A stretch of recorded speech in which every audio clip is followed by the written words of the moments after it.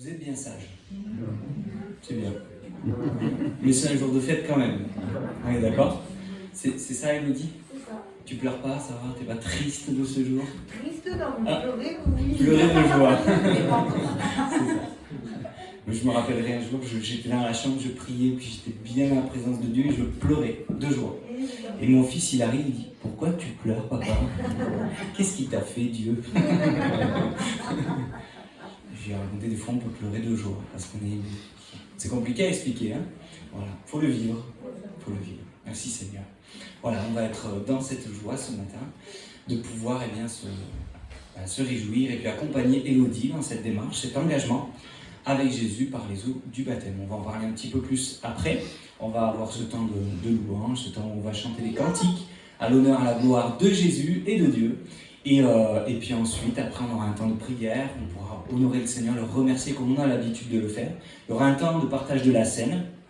Et pendant ce partage, Élodie aura le droit de pouvoir participer, ça y est, puisque c'est le jour du baptême. On ne va pas attendre qu'elle ait le baptême dans 3 minutes après. On va accepter qu'elle puisse prendre ça juste avant, parce qu'on croit que déjà dans son cœur, les démarches sont faites, l'engagement est fait.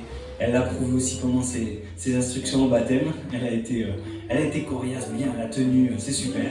Elle est battante, merci Seigneur. Et puis on sait que le Seigneur, il va combattre avec toi dans ce combat qu'est la vie aussi. Il n'y a pas toujours des moments faciles. Une chose est sûre, le Seigneur est avec nous quand nous, on veut être avec lui. Et ça, c'est ce qu'il y a de meilleur et c'est ce qui est beau. Voilà, on va sans plus tarder. Je vais laisser Sarah commencer par ces temps de louange. Merci Seigneur pour ces moments. Je vais reprendre un peu ce que notre pasteur vient de nous dire. Il y a de la joie dans la présence de Dieu et nous sommes dans la présence de Dieu. Et je vous invite sans plus tarder à vous lever pour le louer.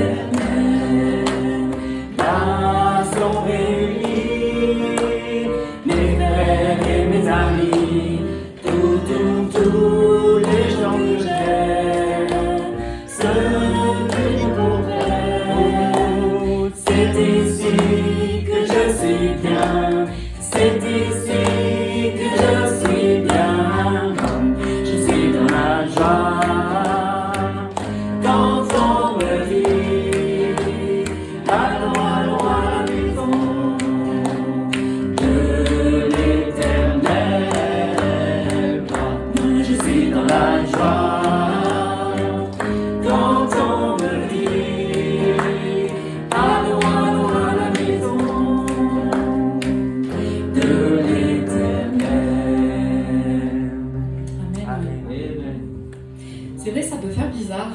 Ce chant, il dit « Mes frères et mes sœurs, nous sommes une famille. » C'est là où on se sent bien et j'espère pour vous que oui, vous êtes bien en présence des frères et des sœurs. On est bien dans la maison du Seigneur. Amen.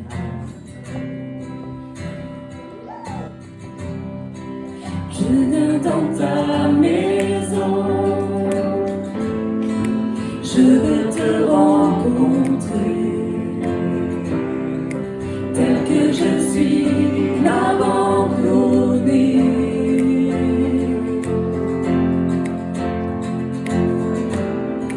Alors que nous chantons, ton esprit me remplit. Mon âme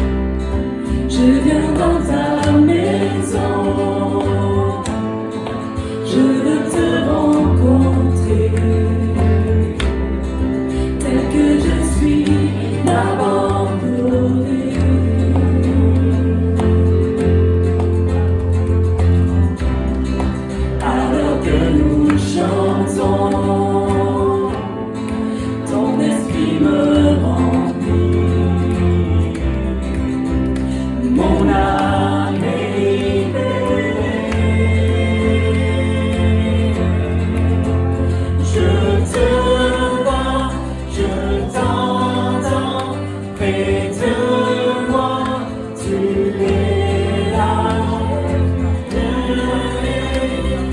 Souffle sur moi. Je ressens ta présence comme un feu, comme un vent. Jésus, je veux plus de toi. Je veux plus de toi, Jésus. Jésus, je veux plus de toi. Une dernière fois. Jésus, je veux plus de toi.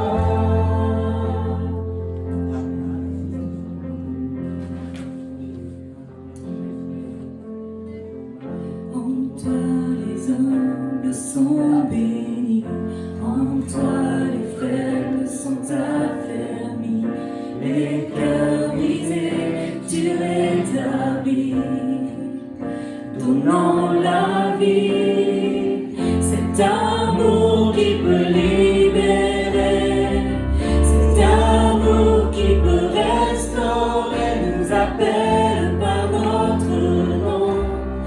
Nous appelle par notre nom. C'est Dieu qui créa tout l'univers. C'est Dieu qui vint mourir au calvaire. Nous appelle par notre nom. Tu nous appelles par notre nom.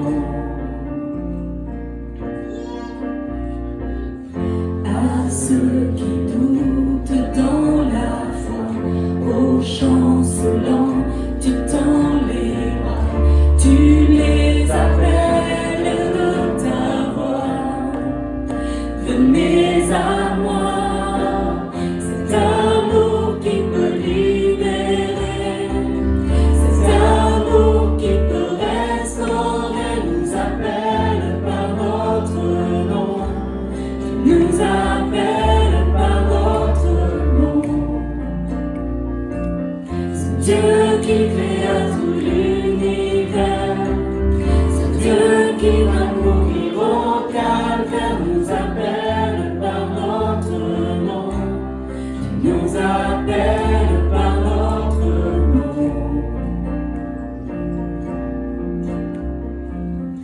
De ta voix, tu nous appelles à la croix. De ta voix,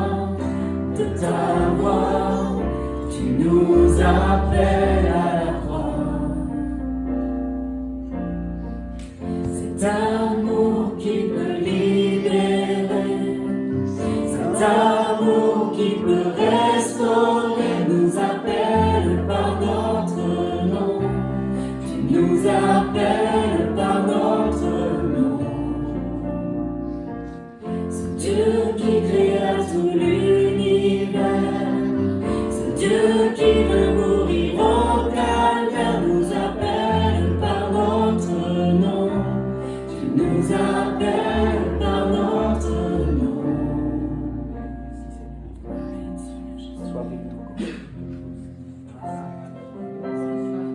Il n'y a pas d'amour comme toi, Seigneur. Non, il n'existe pas un amour si puissant, si merveilleux pour moi que l'amour de mon Sauveur.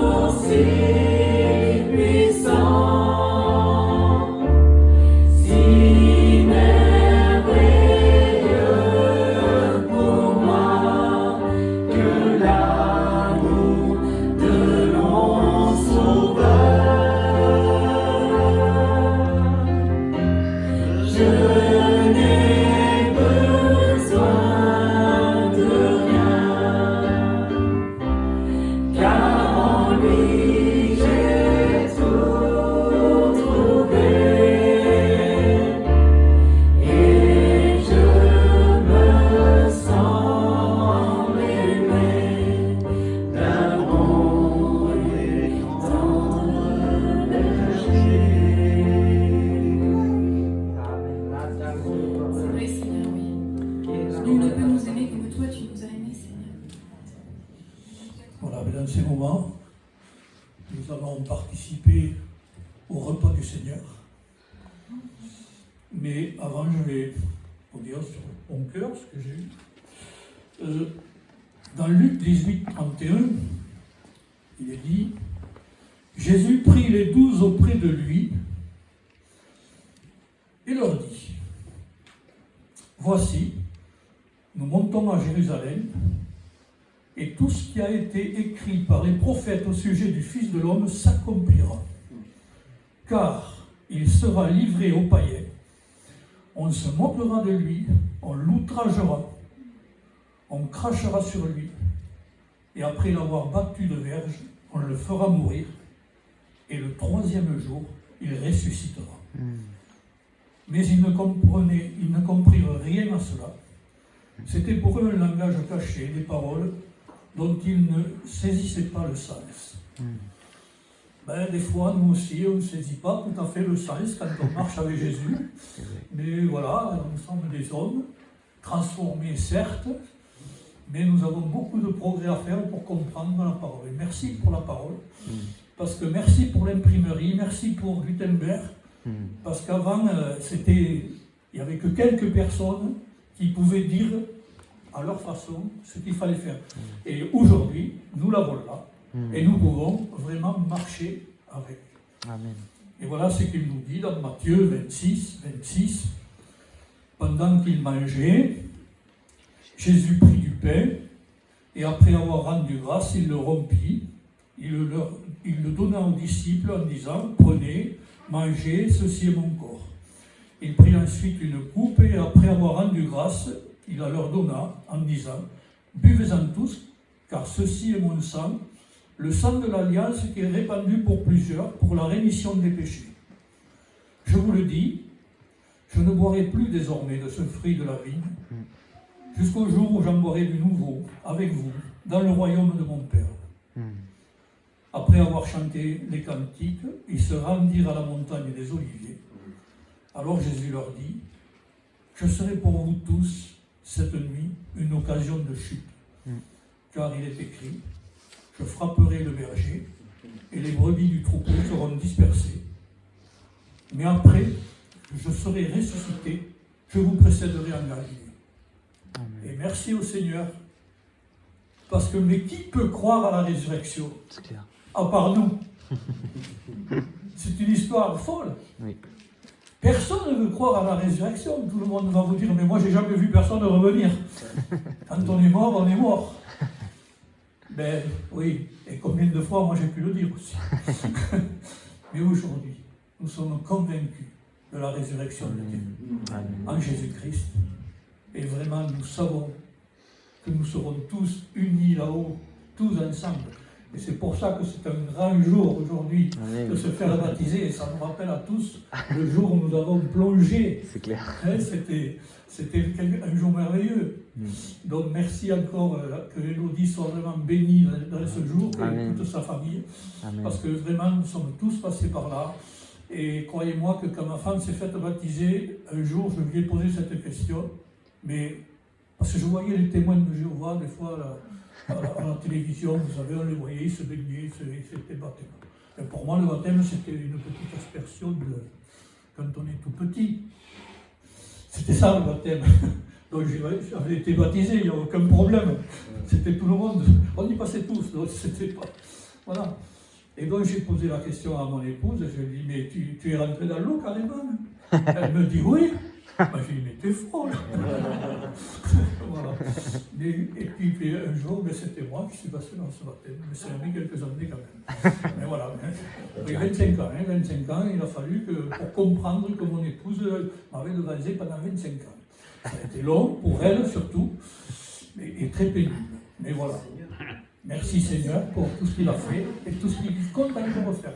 Amen. Alors, on va se lever et prendre ce bon repas ensemble, parce que vraiment, c'est quelque chose de très fort. Vous savez, ça fait partie des fondamentaux. Il y en a deux aujourd'hui. Nous sommes gâtés, parce qu'il y a le fondamental de la communion avec le Seigneur et le baptême. Oui.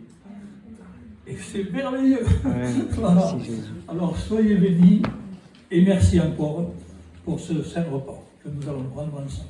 Amen. Élodie, tu es un peu l'intéressée du jour, alors je vais m'adresser, si vous le permettez tous, que je m'adresse à Élodie. J'ai eu à cœur de te partager un petit quelque chose. Alors c'est pas un chant que j'ai écrit, c'est un chant qui avait touché mon cœur. Et je me suis permise de réadapter un tout petit peu les paroles pour qu'elles puissent s'adresser directement à toi. Voilà, le protocole sanitaire fait qu'on n'a pas le droit encore de trinquer avec toi pour ton baptême. Mais c'est un jour spécial, alors je voulais que ça soit marqué aussi.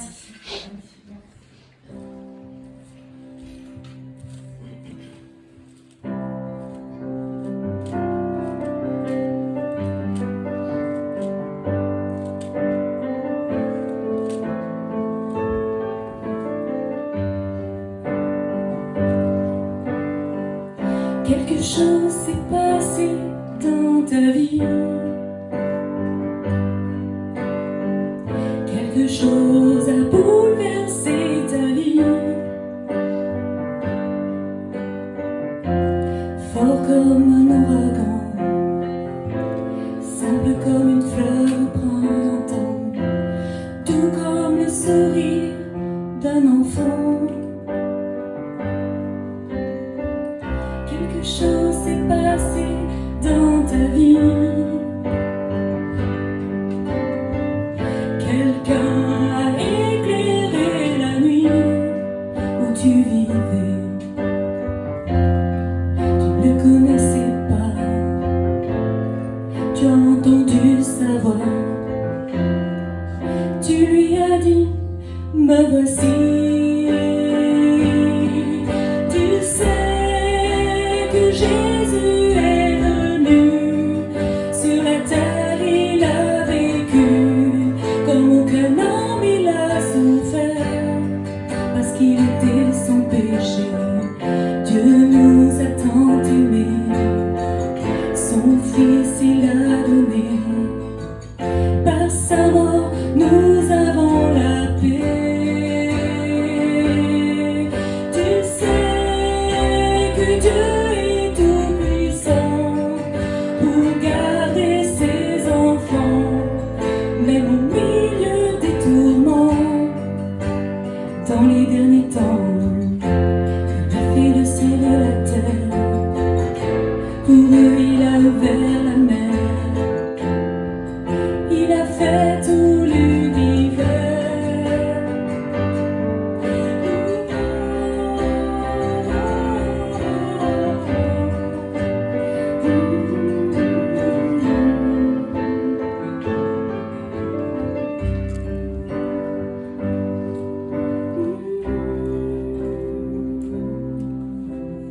Merci beaucoup pour ce chant, surprise, c'est top.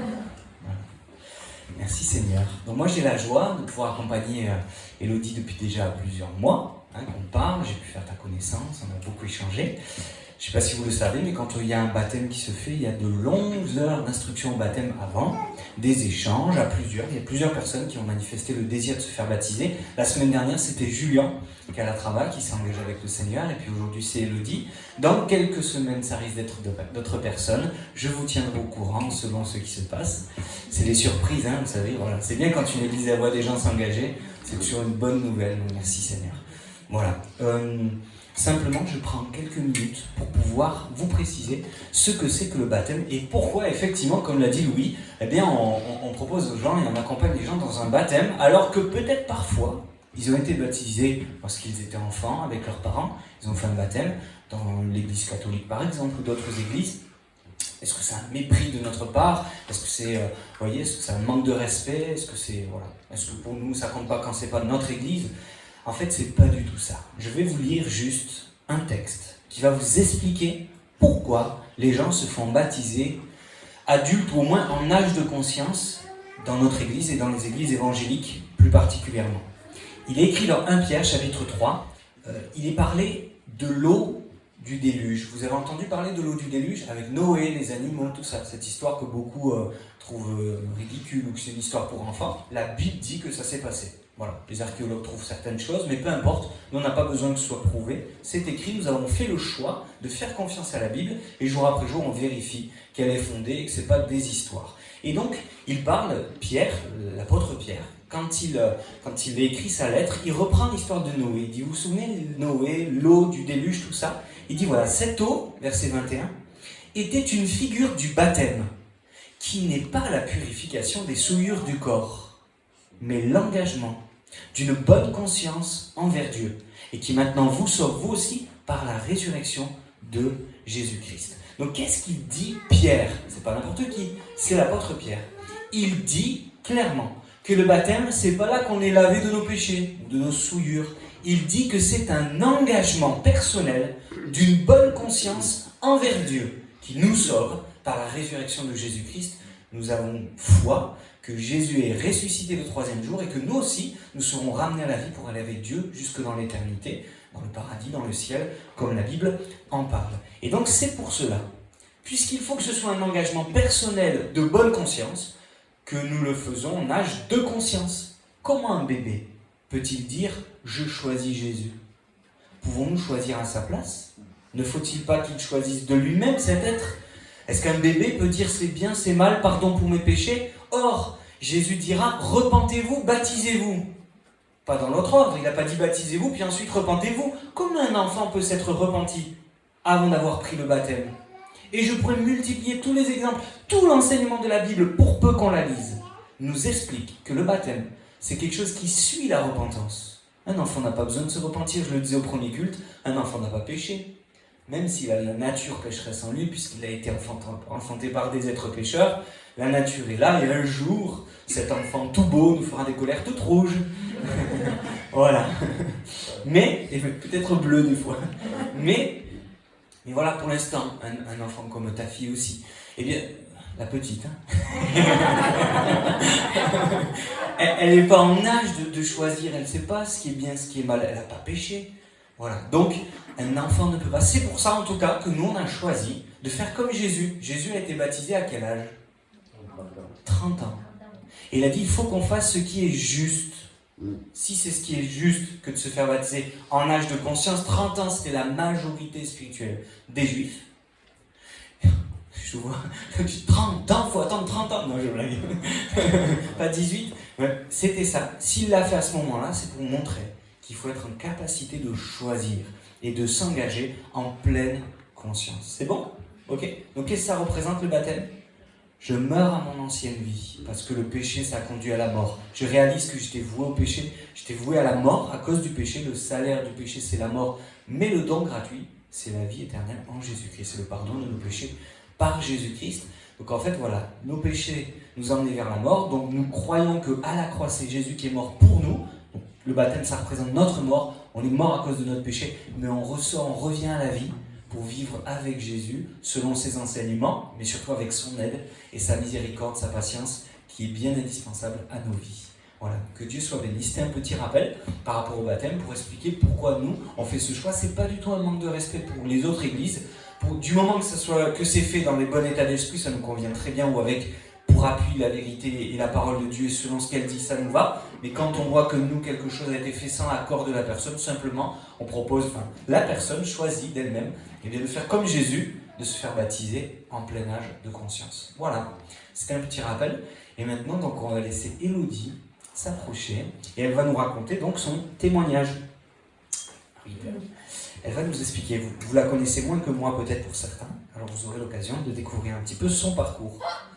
Je suis un peu intimidée de votre travail.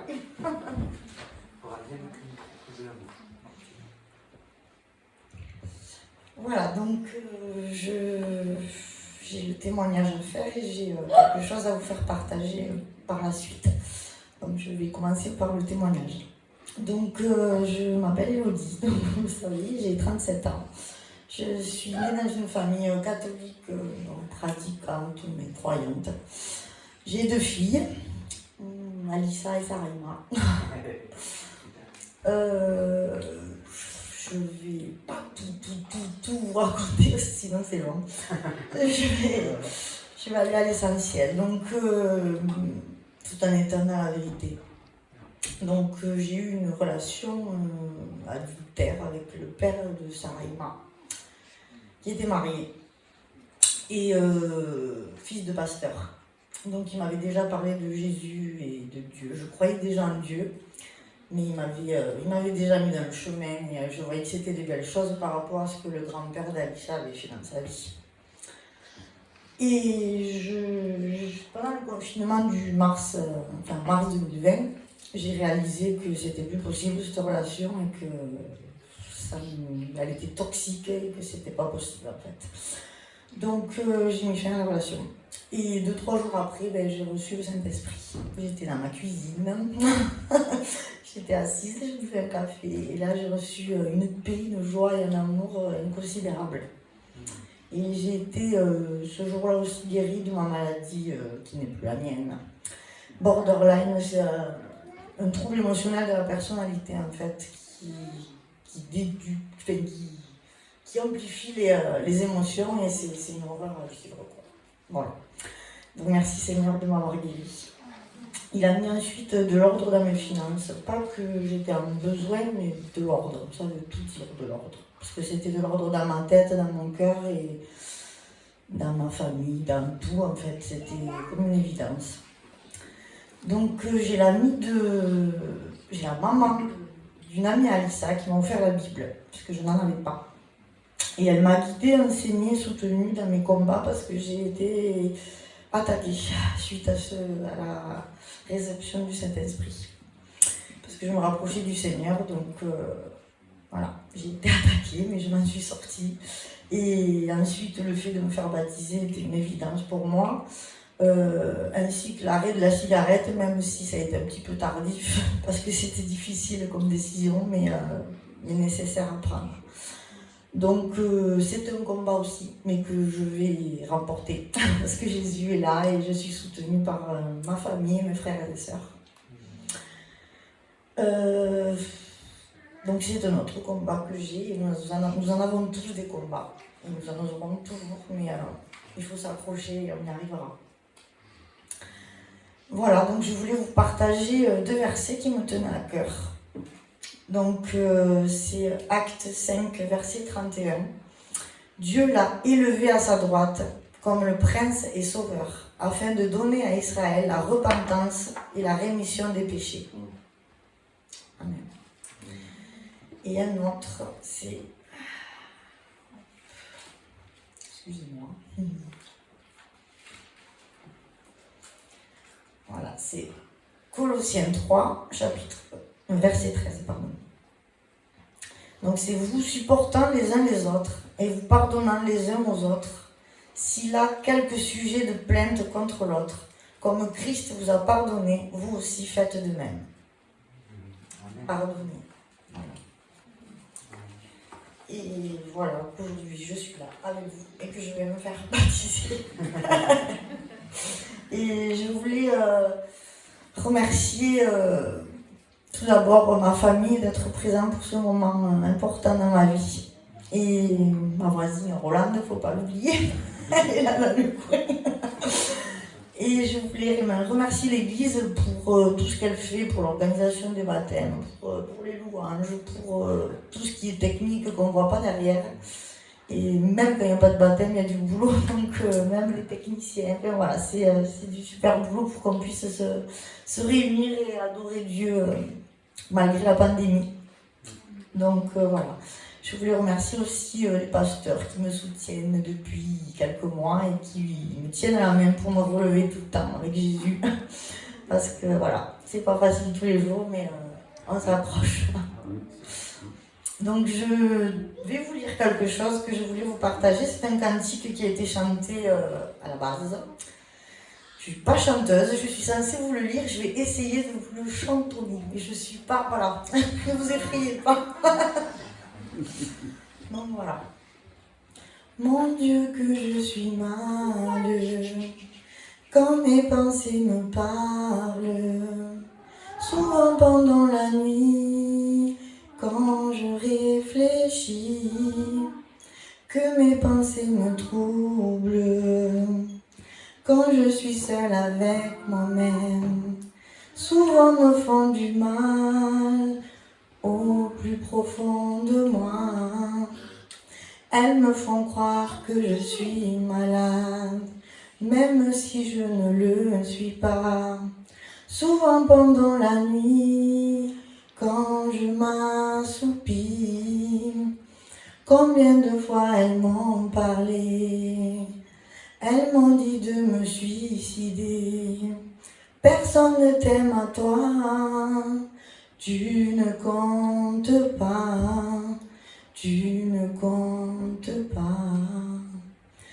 Mais un beau jour, Jésus vient jusqu'à moi, me dit: regarde mes mains, mes pieds percés pour toi. Le sang de Jésus-Christ me purifie de tout péché. Les meurtrissures de Jésus-Christ qui nous donne la paix. Tu n'as pas le droit de te laisser influencer. Ce qui est né de Dieu triomphe toujours du mal. Lève les mains et confesse que Dieu est près de toi. Et tu verras que l'ennemi fuira loin de toi, mais près de toi, il y a Jésus. Tout près de toi, il y a Jésus. Remercie-le de tout ton cœur. Remercie-le de tout ton être, adore-le par des prières et des louanges d'adoration. Jésus est là pour toi.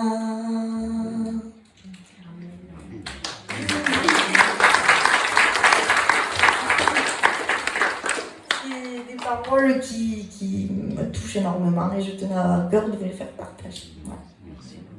Ça va y aller. Il vaudrait mieux que tu poses ta Bible, elle risque d'être un peu mouillée.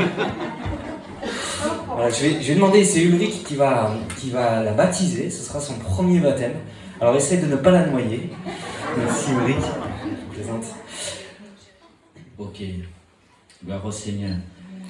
Élodie, est-ce que tu crois que lorsque Jésus-Christ est mort à la croix, il est mort aussi pour toi?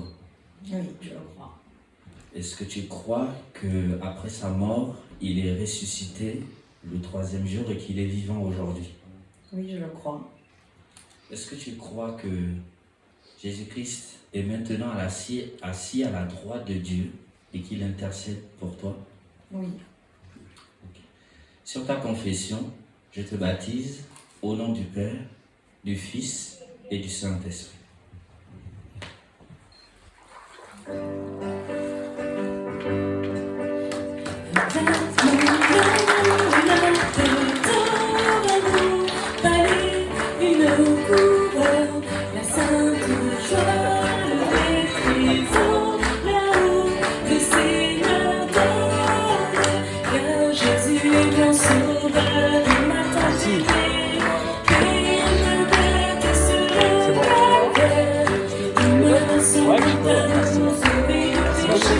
Tout à l'heure, tu me donneras des tâches.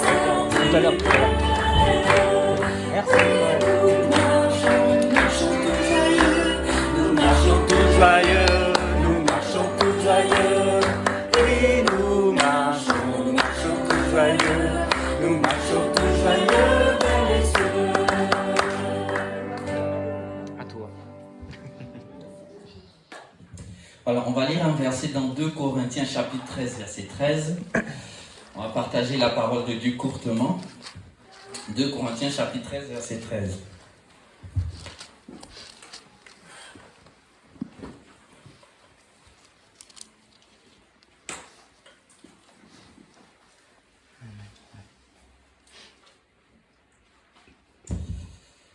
Ok, alors je vais trouver le passage aussi si vous l'avez trouvé.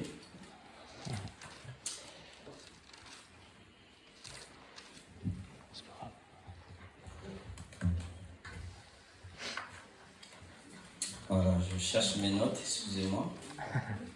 Ça arrive.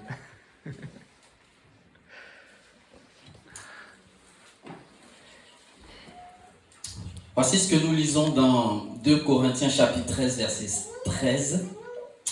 Que la grâce du Seigneur Jésus-Christ, l'amour de Dieu et la communication du Saint-Esprit soient avec vous tous. Amen. Amen. Que la grâce du Seigneur Jésus-Christ, je relis, l'amour de Dieu et la communication ou la communion du Saint-Esprit soient avec vous tous. Amen.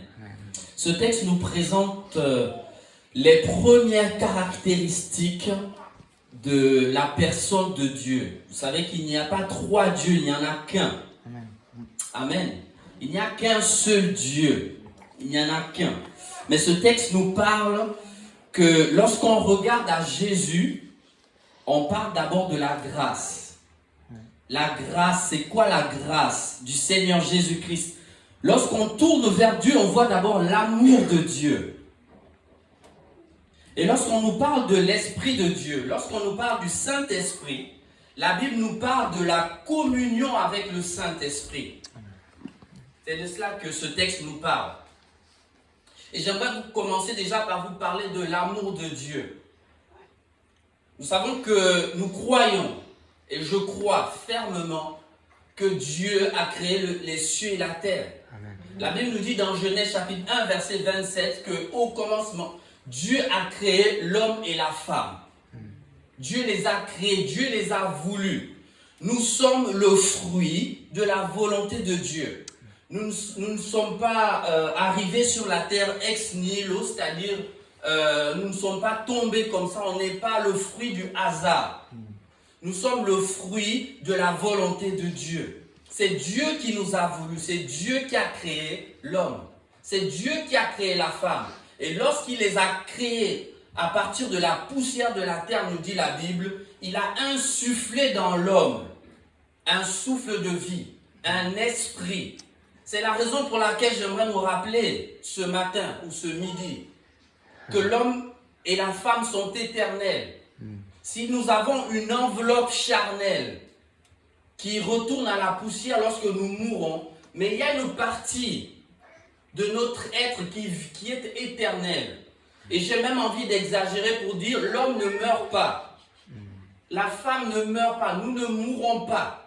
Nous sommes éternels. Et lorsque nous quittons ce monde et que notre corps retourne à la poussière, notre esprit ou notre âme vit éternellement.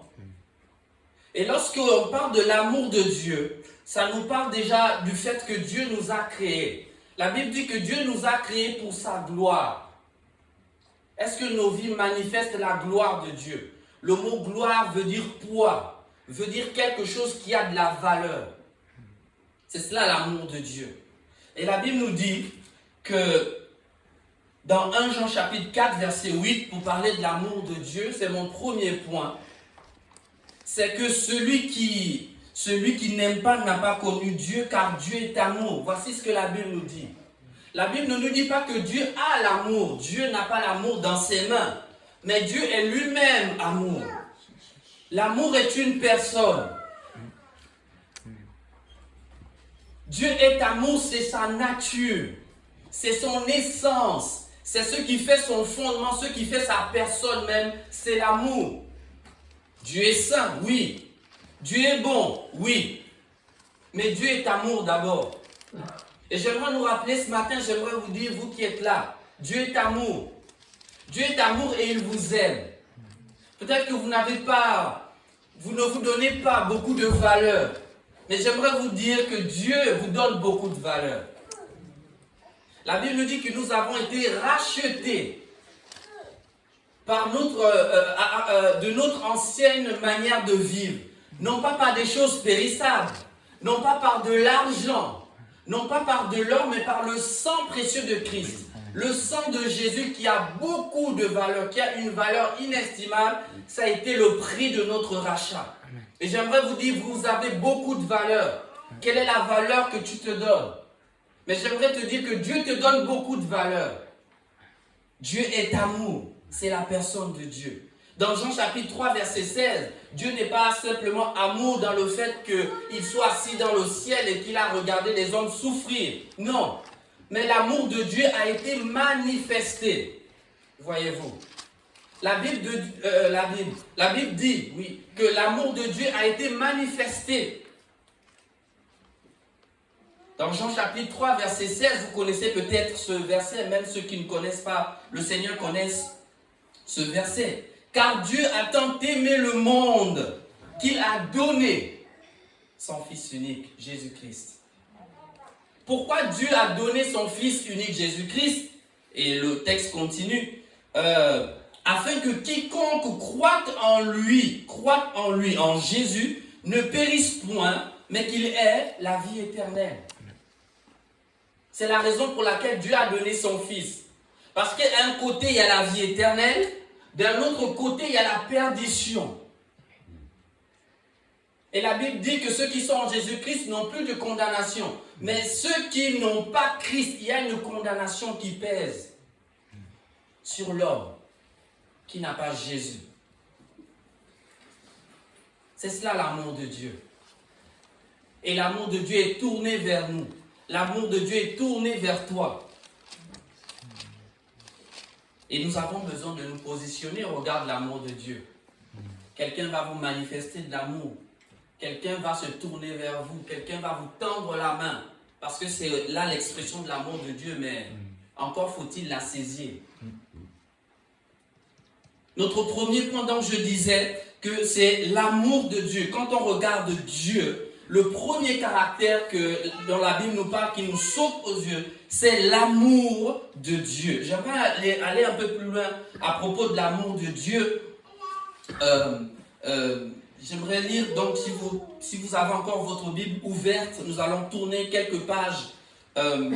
Nous étions dans 2 Corinthiens chapitre 13, verset 13, mais dans 1 Corinthiens chapitre 13, la Bible nous parle donc de l'amour. Mais je disais tout à l'heure que l'amour, c'est une nature, c'est la nature de Dieu, c'est la personne même. Comment on peut dire, c'est la personnification, c'est Dieu en personne. Dieu est amour. 1 Corinthiens chapitre 13, verset 8, verset 4 d'abord. L'amour est patient. Ça veut simplement nous dire que Dieu est patient. Mes chers amis, Dieu est patient à un tel point qu'on ne peut l'imaginer. Dieu est tellement patient. L'amour est patient. Dieu est patient. L'amour est plein de bonté. L'amour n'est point envieuse. L'amour ne se vante point. L'amour ne s'enfle point d'orgueil. L'amour ne fait rien de malhonnête. Nous sommes en train de parler de la personne de Dieu. L'amour ne cherche point son propre intérêt, elle ne s'irrite point, elle ne soupçonne point le mal, elle ne se réjouit point de l'injustice, mais elle se réjouit de la vérité. Et nous l'avons vu dans le témoignage d'Élodie tout à l'heure. L'amour excuse tout, croit tout, espère tout et supporte tout. Verset 8, l'amour ne périt jamais. C'est la personne de Dieu. Dieu ne meurt pas. Dieu est éternel. Et l'amour du point de vue des hommes peut être quelquefois passager. Et bien souvent, on peut être déçu de l'amour que les hommes peuvent nous donner. On peut être déçu. Mais j'aimerais nous rappeler ce matin que l'amour selon Dieu ou l'amour de Dieu ne périt jamais. Et si vous êtes là ce matin, si nous sommes là ce matin, c'est que Dieu a manifesté encore son amour envers nous. Si nous avons le souffle de vie, c'est la bonté de Dieu. Si vous vous êtes réveillés ce matin, c'est la bonté de Dieu. Alléluia. Mon deuxième point, c'est la grâce. Après avoir parlé de l'amour de Dieu qui a été manifesté dans la personne de Jésus-Christ, j'aimerais vous parler de la grâce. La grâce, c'est la faveur imméritée de Dieu envers l'homme pécheur.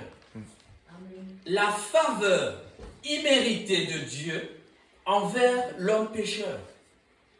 C'est que Dieu a vu l'homme, c'est que Dieu a vu l'état spirituel de l'homme. Parce que je disais tout à l'heure que Dieu a créé l'homme à son image. C'est-à-dire que Dieu n'a pas un corps physique. La Bible nous dit que Dieu est esprit. Voyez-vous. Mais l'image, de quelle image il s'agit? Il s'agit d'une image spirituelle, d'une image morale, d'une image équilibrée. Et à cause du péché, toutes ces choses ont été faussées. Voyez-vous.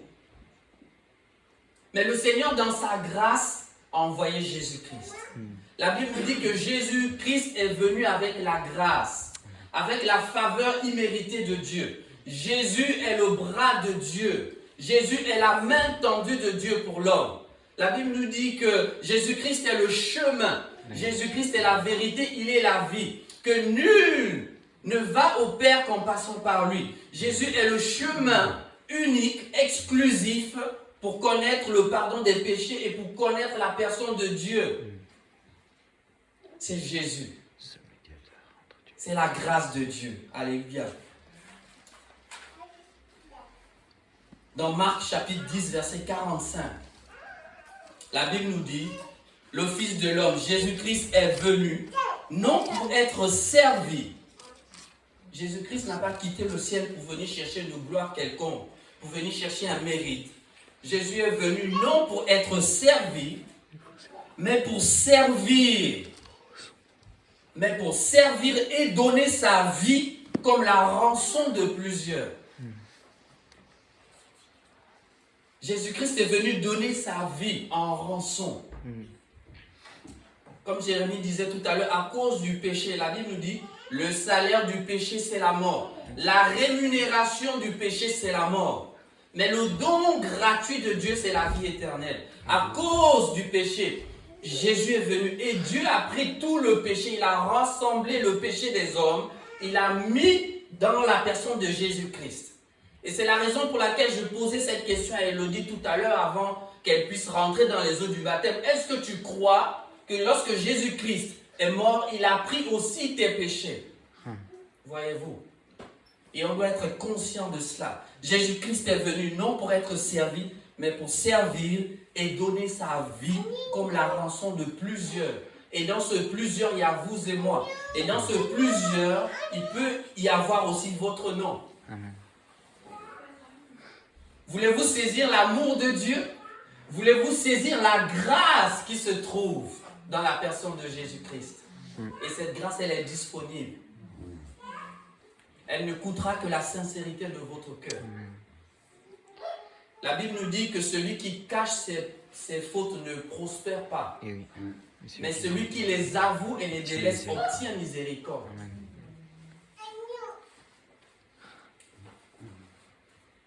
Jean chapitre 1, verset 18. Ensuite, on va voir le dernier point. En parlant de la grâce et de Jésus, personne n'a jamais vu Dieu, le Fils unique, qui est dans le sein du Père. Et celui qui l'a fait connaître. C'est-à-dire, j'ai noté une autre version, c'est la version, la Bible en français courant, qui dit, j'ai trouvé ça intéressant, personne n'a jamais vu Dieu, mais le Fils unique, Jésus-Christ, qui est en Dieu et demeure auprès du Père, lui seul l'a fait connaître. C'est-à-dire que si Dieu restait dans le ciel, mes frères et sœurs, nous n'aurons pas le salut. Nous n'aurons pas le pardon de nos péchés, nous n'aurons pas la réconciliation. Les portes du ciel seraient restées fermées. Mais Jésus-Christ est venu révéler l'amour de Dieu. Jésus-Christ est venu faire connaître qui est Dieu aux hommes. C'est Jésus. L'amour de Dieu la grâce qui se trouve en Jésus-Christ, la communication du Saint-Esprit. C'est notre troisième point. Ensuite, on va prier. La communication ou la communion du Saint-Esprit. Jésus a quitté le ciel, il a revêtu l'humanité. La Bible nous dit qu'il n'a pas regardé son égalité avec Dieu comme un avantage. La Bible nous dit qu'il s'est humilié, il s'est dépouillé. Jésus est Dieu. Jésus est Dieu. Jésus est venu, il s'est dépouillé de son humanité. Il a porté le péché. Il est mort, il est ressuscité le 3e jour pour notre justification. Il est monté au ciel. Et lorsqu'il est monté, il a dit qu'il nous enverrait le Saint-Esprit. Mais quelle est donc la fonction de cet esprit, puisque tout à l'heure nous avons lu la communication du Saint-Esprit. C'est-à-dire que le Saint-Esprit veut nous communiquer quelque chose. Il veut nous apporter quelque chose. Il veut nous donner quelque chose. J'ai noté dans Jean chapitre 15, verset 26, c'est Jésus qui parle, il dit, de son vivant, il dit, quand sera venu le consolateur. Donc la première fonction du Saint-Esprit, c'est de consoler. La Bible nous dit que le Saint-Esprit, c'est la puissance de Dieu. Oui, le Saint-Esprit est une personne. Que par le Saint-Esprit, on peut être guéri. Que par le Saint-Esprit, Dieu peut faire des choses extraordinaires. Mais la première fois que la Bible nous parle du Saint-Esprit ou que Jésus nous parle du Saint-Esprit, il parle du consolateur. De quoi? Ça veut dire que le premier besoin d'un homme, d'une femme qui s'approche de Dieu, c'est d'être consolé. Voulez-vous être consolé? Consolé de quoi? Consolé de la vie que nous menons ici-bas. Consolé des insultes peut-être que nous avons subies. Consolé des coups de la vie. Consolé de tout ce que nous avons vécu. Consolé peut-être du rejet. Consolé de la maltraitance, consolé de toutes sortes de choses que nous avons subies, que nous gardons dans notre cœur. Mais Jésus dit, mais il faut que vous soyez consolés. Je m'en vais, mais il faut que vous soyez consolés. Il nous a donné le Saint-Esprit. Et j'aimerais nous dire que le Saint-Esprit est ici. Le Saint-Esprit est ici. Le Saint-Esprit frappe à la porte de nos cœurs. Le Saint-Esprit frappe à la porte de ton cœur. Veux-tu recevoir la consolation de Dieu? As-tu compris que Dieu t'a tant aimé qu'il a donné Jésus? As-tu compris l'amour que Dieu a manifesté pour toi? Parce que tu n'es pas le fruit du hasard. Parce que Dieu a des projets de paix pour toi. Dieu t'aime. Et c'est la raison pour laquelle il a envoyé Jésus-Christ. Que Jésus a manifesté cette faveur imméritée pour toi et moi. Et le Saint-Esprit est là pour nous consoler aussi. Alléluia. J'aimerais vous inviter, si vous le voulez, à baisser votre tête. Nous allons finir par la prière. Nous allons simplement prier ensemble. Nous allons nous tourner vers Dieu. Seigneur, merci encore pour l'amour que tu as manifesté pour chacun d'entre nous. Lorsqu'on te regarde, c'est vrai, certains ont peur, certains ont cette crainte, mais tu nous enseignes d'abord qu'avant toute chose, tu es amour. Tu es amour. Et cet amour-là, tu l'as manifesté en envoyant Jésus. Jésus est venu avec la grâce. Cette grâce qui est pour nous quelquefois comme un scandale. Parce que, elle est capable de nous relever, elle est capable de sauver même le plus vil des pécheurs.